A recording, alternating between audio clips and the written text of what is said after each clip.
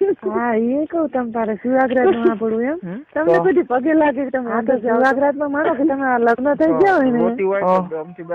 પછી માનો કે તમારી પહેલી રાત હોય તમારી વાઈફ જોતી હોય આ તો ઢોંગ કરતી હોય ખોટી ખોટી માનો કે તમે તો 12 વાગ્યા લગી અંદર જવાય નહીં તમારી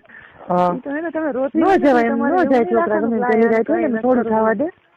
મોડું ખાવા દેવાનું કારણ શું? એ તો એને મોડું ખાવા દે એટલે હું તમને કહું એમ હા એક દાન કે બે વખત રાતમાં હા મોડું થવા દેવાય શું ખબર એટલે એનું શું કારણ કે આ તો ખબર પડે તમારી ઘરનાનું જેવું માનો કે તમે વેલા તો ન જઈએ તો શું તમારા હજી ઘરે લગ્નગારો હોય એટલે મહેમાન હોય જાણે બાયરી બધી મહેમાન હોય જાણે બાયરી બધી થાય કે મહેમાન વેલા ન હોય જાય એમને ખબર હે કે 100 વર્ષ ભેગા થયા 25 વર્ષ ભેગા હટ થવા દે ને હા પણ મહેમાન ઉઈ ગયા હોય તો તમારે એટલી શરમ તો રાખવી જ પડે સમજે વેલા ન કરી જાય પછી તમે અંદર જાઓ ને 12 વાગે એટલે તમને તમારે શીખવું છે કે હું જણાવું જ ખાલી એમ શીખવાનું છે અમારે જાણે શું કામ હે હા એમ એટલે એમ કહું કે તમે જાઓ ને એમ એટલે માનો કે છોકરી હોય ને તમારી વહુ આ કોઈ દી સુતી ન હોય એમ જાગતી જ હોય અને એથી બેઠી પલંગમાં ન હોય પછી તમે જાઓ એટલે તમારે કઈક ગમે પેંડા કે ગમે એવું લઈ જવાનું સમજે એટલે શું લેવા ખબર હે કે તમારે એ પેંડા ને લઈ જાવ એટલે તમારું બૈરું નવું હોવું જ કહેવાય ને ગમે એમ તો એટલે તમને પેડા એ છોડો તમે એટલે થોડીક એને શરમ છૂટી પડે એમ ભેગા ખાવ ને એટલે પેંડા લઈ જાવ ને તમારે બેને ભેગું ખાવાનું કે હાલ નાસ્તો કરી લઈએ એમ એટલે એ પલંગમાં આવશે સમજે અને પછી નાસ્તો વાસ્તો કરી એટલે તમારે તો ભેગા ખાતા હોય એટલે સામું જોતા આવતા હોય એટલે તો શરમ થોડી ઓછી થઈ જાય ને પછી નાસ્તો કરી લઈએ એટલે પછી તો પલંગમાં જ બેઠી જ હોય પછી તમારે બુસટ કાઢી નાખવાનું અને ગંજી પહેરી રાખવાની હાવ તમારે હાવ ઓપન નહીં થઈ જવાનું ડાયરેક્ટ પછી એને હાડી કાઢી નાખવાની સમજો એટલે ઘડીક લાઈટ બંધ કરી દેવાય એના કપડા કાઢતા હોય ને ત્યારે નકરી શરમાય ને તો ના પાડે તો પછી લાઈટ બંધ કરીને સાડી ખાલી કાઢી નખાય બીજું પોલકું બોલકું તમે જે કઈ પહેર્યું હોય ન કઢાય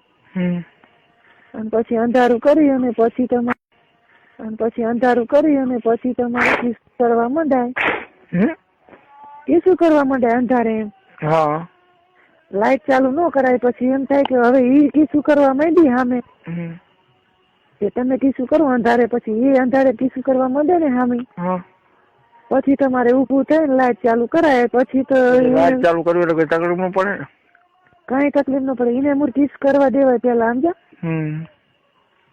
ઈ કિસ કરે ને પછી લાઈટ ચાલુ કરાય એટલે શું કે એને પછી એને ચર ઉપડી ગઈ હોય એમ ન હોય હા એટલે પછી તમે લાઈટ ચાલુ કરો ને એટલે હું શું કહું તમે એને મોટરસાયકલ ચાવી થી ઉપાડી લીધું કે પછી બંધ ન થાય લાઈટ તમે ચાલુ કરો ને તો એ કિસ જ કરે પછી હા પછી હેઠે બેઠી હોય ઘરમાં હા તમે જાશો ને અંદર તો હેઠે જ બેઠી હશે કોઈ દી અધર ન બેઠી હોય તો પગે લાગે આપણને ન લાગે હા પેલા તો પગ જાય લે તમને ચાંદલો કરે સીધો ચાંદલો કરે કોઈ દી પગે લાગે વાત કરો કે એવા કે થોડો ભગવાન છો કે તમે એમ પગે લાગે કે પગે લાગે કોઈ દી પગે ન લાગે